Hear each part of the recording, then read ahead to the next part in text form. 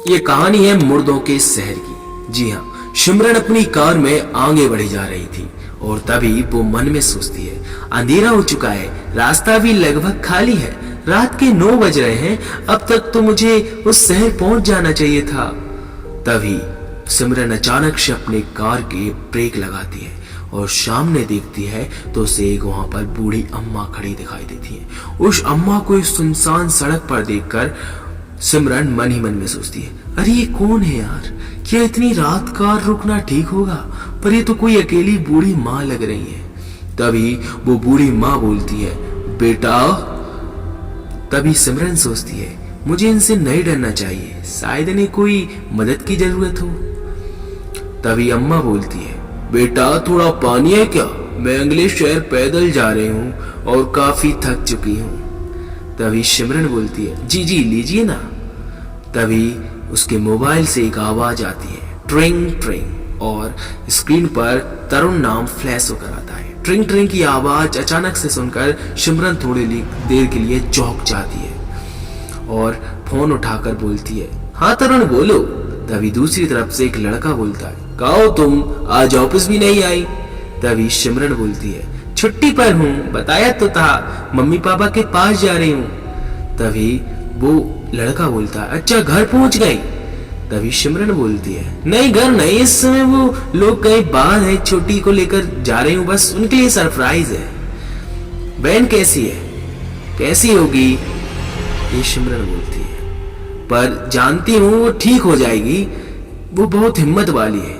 तभी सामने से वो लड़का बोलता है, चलो अब रखता हूं। तो सिमरन बोलती है, ओके बाय। सिमरन ने फोन काट कर कार में रखा और बूढ़ी की ओर देखा और बोली, आप अगर मेरी दिशा में जा रही हैं तो मेरी कार में बैठ सकती हैं, मैं आपको ड्रॉप कर दूंगी, कोई बात नहीं। तभी अम्मा बोलती हैं, तुम कहाँ जा रही हो? जी रूपनगर, सिमरन ने बोला। उसके शहर का नाम सुनते ही बुढ़िया के हाथ से एक झटके में बोतल गिर गई और उसे घूरने लगी। क्या? अम्मा चिल्लाई और चौंक गई। कि सिमरन बोलती है कि क्या हुआ माँ जी, कोई प्रॉब्लम है?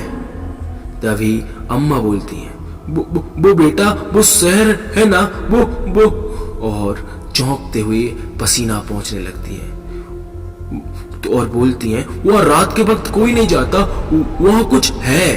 तभी सिमरन के चेहरे पर एक पसीने की परत बन जाती है और वो चौंकते हुए पूछती है, क्या है वहां? तभी अम्मा बोलती हैं, पता नहीं, कई में मौत हो चुकी है वहां रात के समय, दिन में कोई समस्या नहीं, रात के समय वहां पर कई लोगों की मौतें हो चुकी हैं। तभी सिमरन बोलती है, ये आप क्या बोल रही हो? तभी अम्मा बोलती हैं, सही कह रही हूँ बेटा, रात के वक्त उस शहर जाकर कोई वापस नहीं लौटा, तुम वहां मत जाओ, मेरे गांव चलो, पास में ही है, आज रात मेरे यहाँ रुक जाना और कल रूपनगर चली जाना। और सिमरन बोलती है, क्या? ना नहीं, मैं कैसे जा सकती हूँ, मेरा आज घर पहुंचना जरूरी है। सिमरन किसी पे भी आसानी से यकीन नहीं करती थी, इतना तो हरगिज नहीं कि किसी अजनबी के घर चली जाए। तभी अम्मा बोलती है, पर बेटा, और उनकी बात काटती हुई सिमरन बोलती है, आप टेंशन मत लो, मेरे पास अपनी कार है, कोई ना कोई तो होगा वहां जो मेरी मदद कर देगा, वैसे भी अभी 9 ही तो बजे हैं।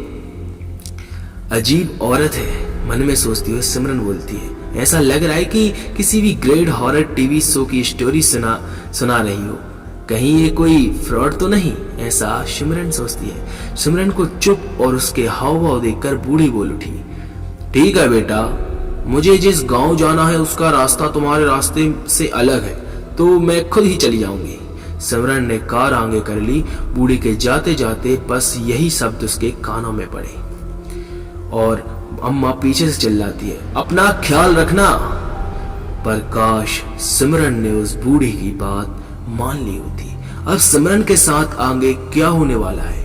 क्या सिमरन को बूढ़ी की बात माननी चाहिए थी या उसने ना मानकर कोई बहुत बड़ी गलती कर दी?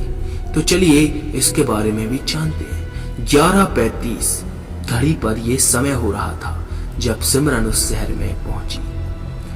यहाँ कार पार्क करती हूँ अरे ये शहर इतना सुनसान क्यों लग रहा है? सिमरन मन ही मन में सोच रही थी।